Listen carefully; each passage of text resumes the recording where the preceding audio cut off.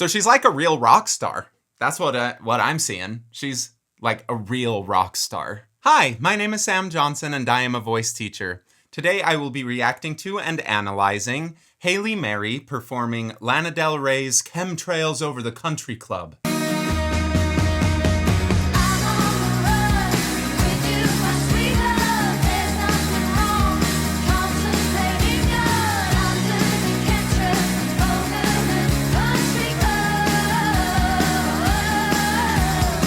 So I don't know the original version of this, but, I've listened to a little bit of Lana Del Rey before, and this sounds nothing like Lana Del Rey, which I think is a really cool thing to do when you're doing a cover. I think there is some value in trying to, mimic someone's style as a learning tool to kind of find where you slot in and to develop your own style. But when you're actually making something your own, why not go and embrace all of the things that you're really good at and that you like and that are different. Most of the time that I'm listening to a cover that sounds too similar to the original, if I know the original, I just want to go listen to the original.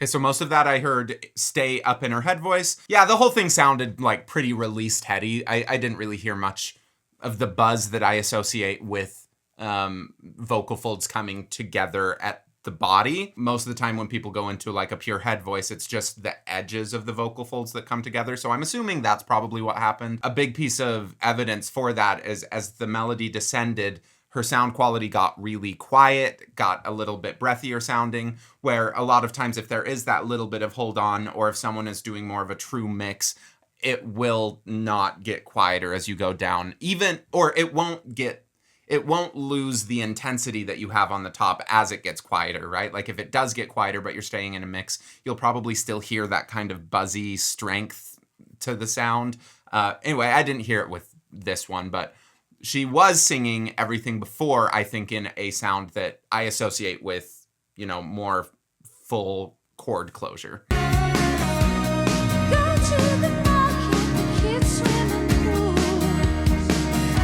That time when she went to the whatever that last word was, I heard a little bit more of that coming in. I would assume that she would be able to crescendo with that, where the approach with the first one just makes it a little harder to crescendo in a way that there's not a massive glitchy sound.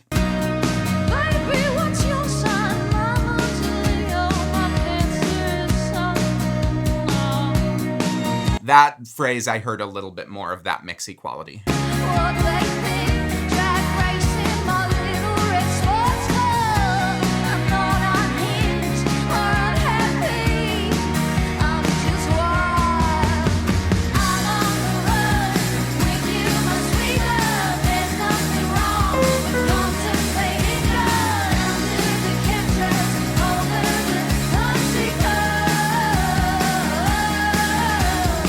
Yeah, everything with that I hear as a really strong mix. There are times that I think that she emphasizes certain words, and maybe as a result of that, that's not perfect 50-50, the best, most efficient mix ever for a moment, but because everything else that she's doing is, I think, in a really, really good place, she's able to go away from that really safe home base for a moment and then return without being too scared that she's gonna wreck everything by just, being imperfect for a moment.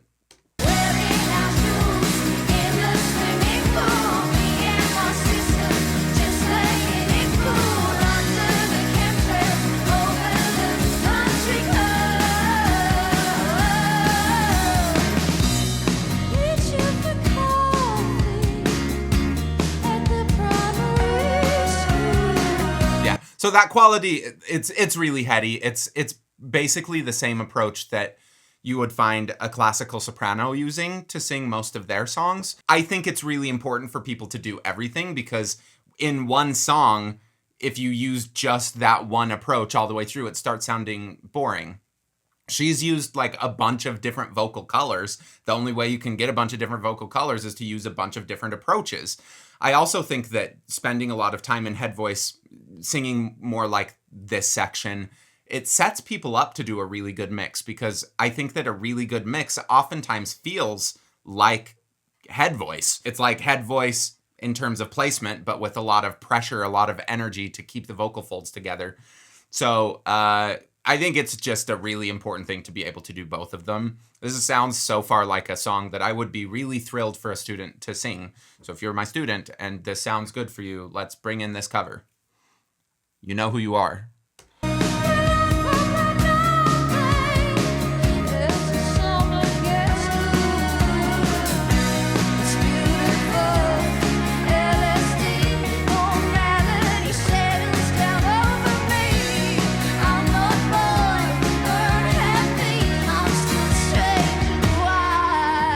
So that section, there was a little bit more of this bright, almost whiny baby kind of quality. That I think is happening from her larynx raising just a little bit. But again, it's just another color. So I'm really impressed her ability to just jump back and forth with all of these things, especially using some sounds that, you know, untrained singers, when they use them, they can become addictive and you just get stuck in them. She's not. She's really, really skilled.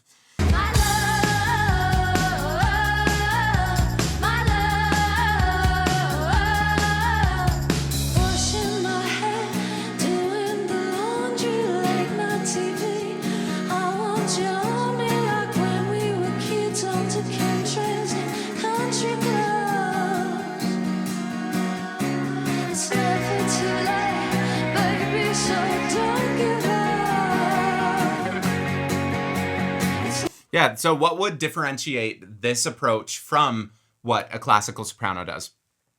Her vowels are a lot less round, I guess, and internally, I would assume there's less of a lifty feeling at her soft palate, or as a result of that, I mean, people talk about soft palate all the time, and yes, it is an important thing, but I think that the quality difference that we hear is more from the larynx lowering, and a lot of times when people raise their soft palate, the larynx will lower. When people try to force their soft palate or their larynx down, their soft palate will raise.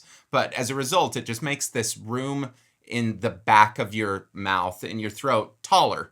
That is going to give it a more of full sound. There's also what's happening at her lips, right? If she was going under the country versus under the country, just not being as round makes it sound less classical. But classical people don't have a monopoly on singing in head voice. And so if you are a person who's trying to sing a lot of contemporary music, but you are like neglecting your head voice because you think that it's going to sound too classical or too weak or anything, it's just not. It is an essential part of building up your full voice. And it's actually got a lot of utility when you're actually singing. It's not just a tool to build up your full voice. Never too late, baby, so don't give up.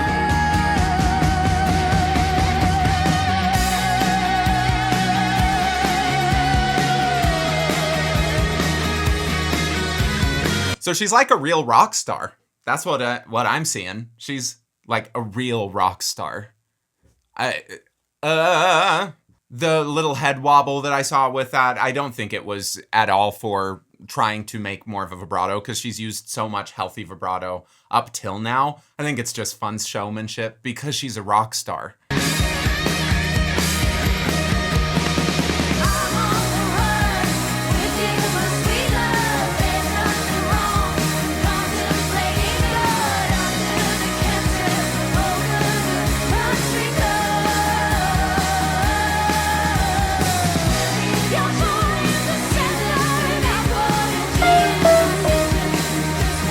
So that part, it sounds quite full to me.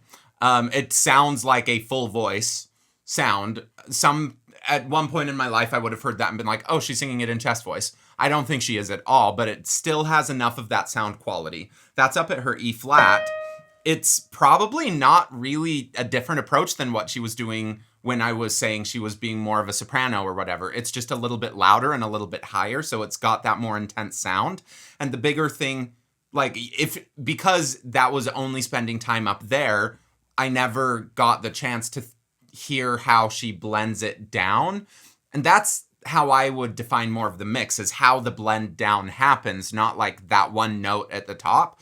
And if she kind of gets stuck and it becomes quieter as she comes slower and it sounds more like Mickey Mouse, then to me, I'd be like, oh, she's stuck in head voice. Let's see if we can work on not having to do that. She's already proved to me that she doesn't have to do that. And so every time she's doing it, I think it's more of a choice. But if we were in a voice lesson together and that was a concern of hers, like, we would work on it, and that's totally chill. But a lot of times people make sounds that I think are like spectacular, and then they're like, I really don't like the sound. I'm really concerned about it. And then I'm like, okay, one, it's spectacular.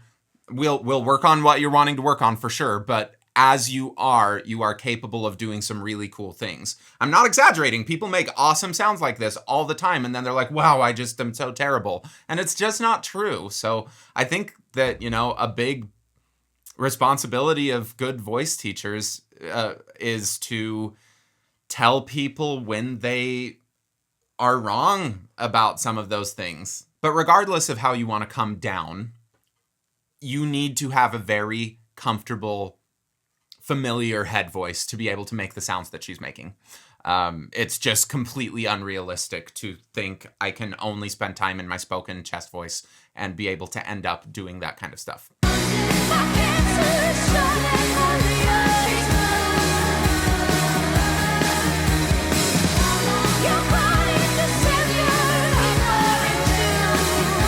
See, that one, she comes back down. Is it as gradual of a shift as I might encourage sometimes? Maybe not, but I loved how it sounds. The top of her voice, she gets almost like a Kate Bush kind of quality. I love Kate Bush, by the way. That's a huge compliment.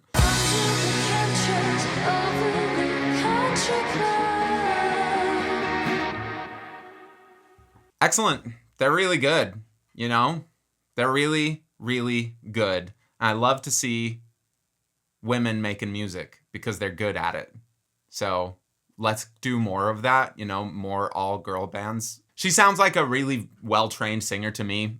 Whether she's actually done voice lessons, that doesn't really go into my consideration of well-trained. You can kind of train yourself and accidentally find a bunch of really good things. She sounds like she knows her voice incredibly well. She's using a bunch of different colors, moving between them seamlessly when she wants to, and making really big changes as she goes between them when she wants to. Gives her just a lot of different colors to play with, different ways to tell the story, and make it her own thing. Because if I had no idea that this was a Lana Del Rey song before watching it, I wouldn't connect the two. It just has no relation to my concept of what a Lana Del Rey song is. And that's an impressive thing. So many times when we're doing covers, it's really difficult to get some original version out of our head enough to make it our own thing. But one time my voice teacher, Richard, said that you can't think that the definitive version of a song has been recorded already, because it just shuts off any possibility that you could be the definitive version.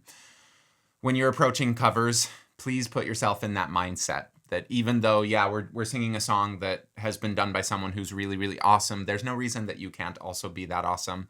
And that in your imperfections that you think are not ready to be seen by other people, that someone else might see it and be like, this is the best thing I've ever seen. I love how their voice changes at this part. So just release stuff. Please make good music. Thank you. Thank you for watching. Please like, subscribe, leave a comment below. Go check out my website, vocalease.net, if you are interested in signing up for a voice lesson with me. Thank you.